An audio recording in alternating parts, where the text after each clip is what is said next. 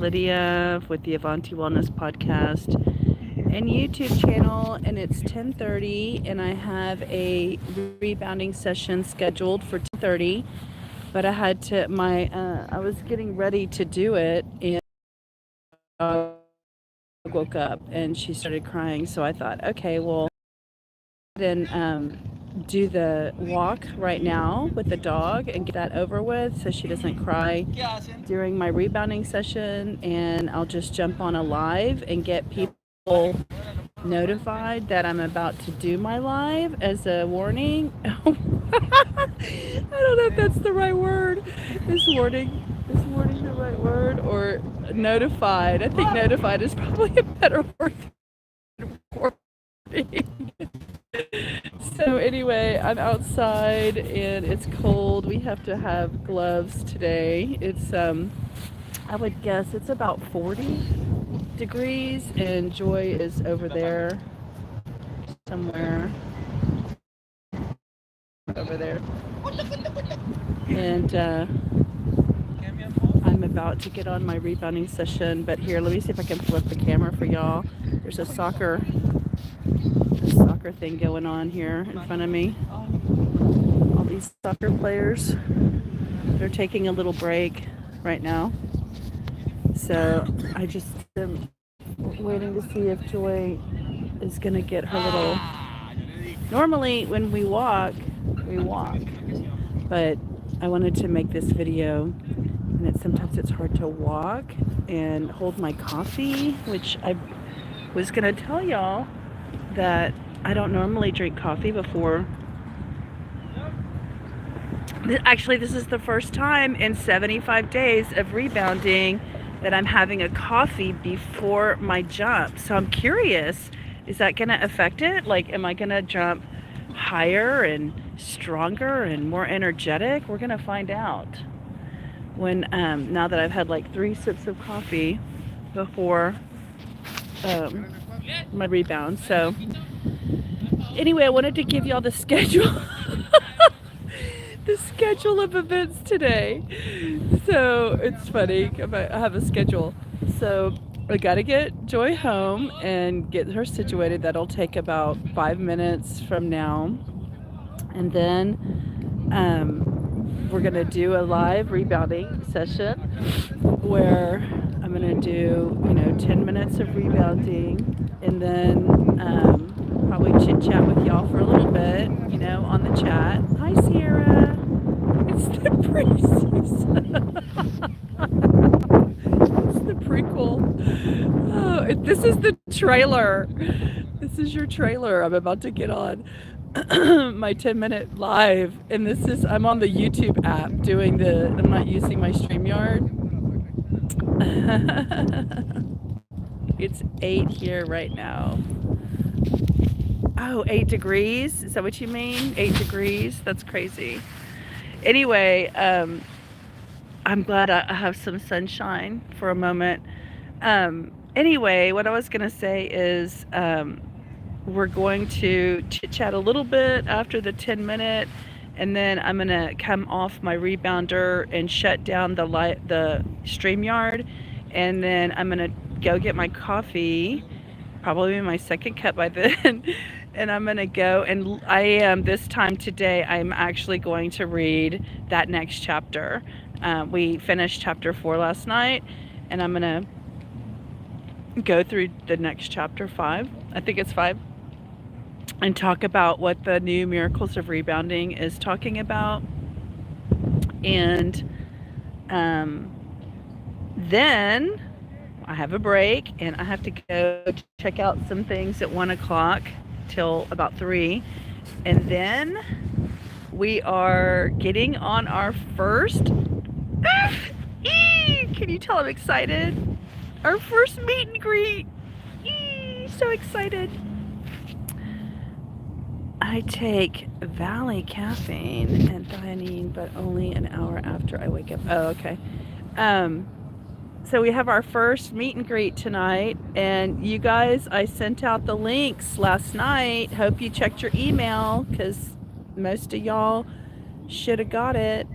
And if I missed you or you didn't get it, go check your spam folders first before you email me and tell me I didn't get it. And then I'll do it again to you specifically, but you got to let me know by emailing me and telling me you didn't get my email, and I'll forward you the email that I have, okay? So, okay, so let me just, do I need to sign up for this? No, Sierra, check your email. You should have an email. I sent it to everyone last night.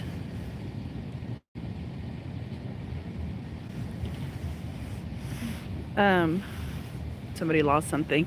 Okay, so here, the name of this live that I just went on, it said, find what motivates you and do that. So let me go ahead and give my original thought of why I was doing this live. Okay, so I want to show y'all, remember I told y'all that my goal was to be 150 pounds?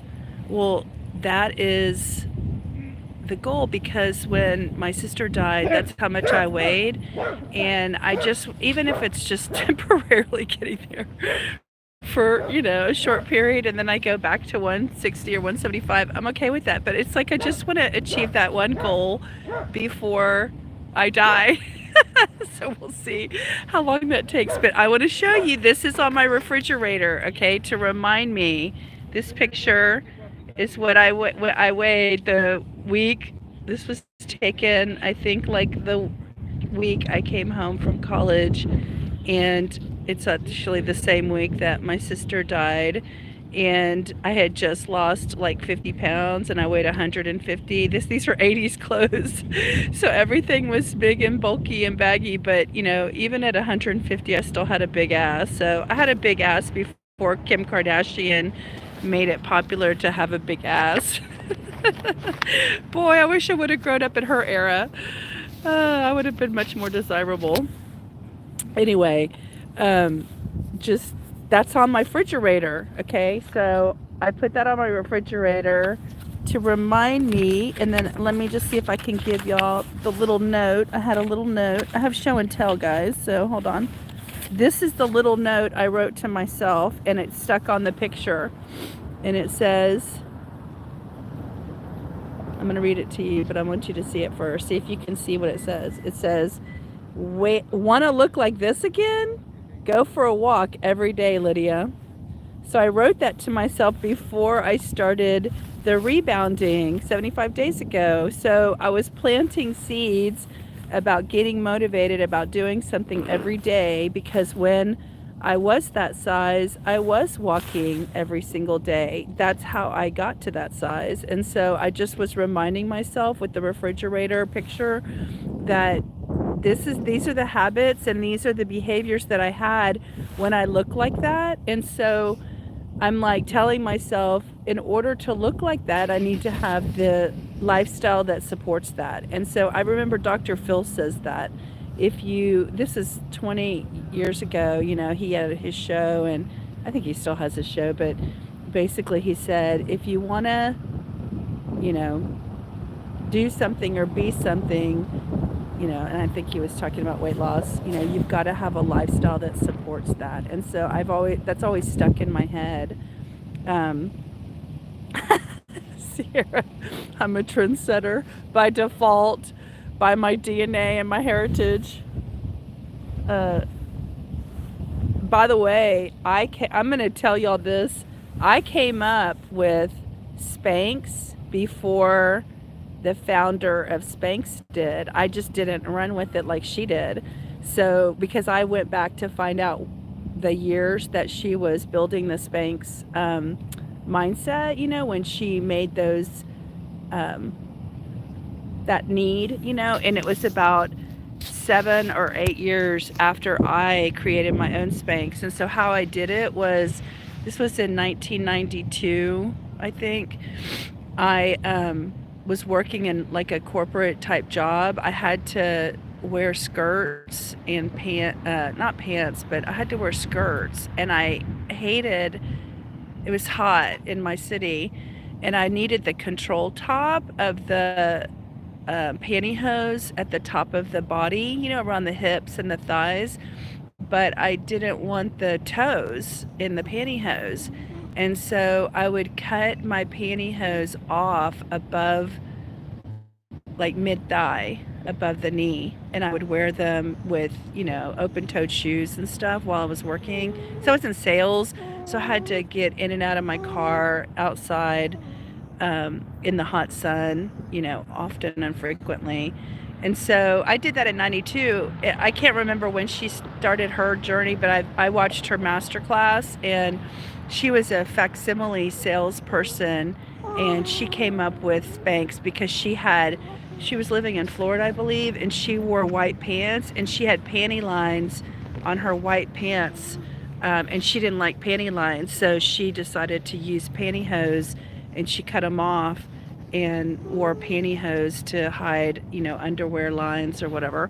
So anyway, we can all tap into inventions in the higher mind. It just is a matter of whether or not you go after it and you pursue it. And then she tells her journey about how hard it was for her to get a prototype and everything. So I'm going to go home real quick and get on my rebounder because I'm ready to rock and roll. So I'll see y'all in a minute. Okay, talk to you later. Bye, guys. See you in a second. Bye.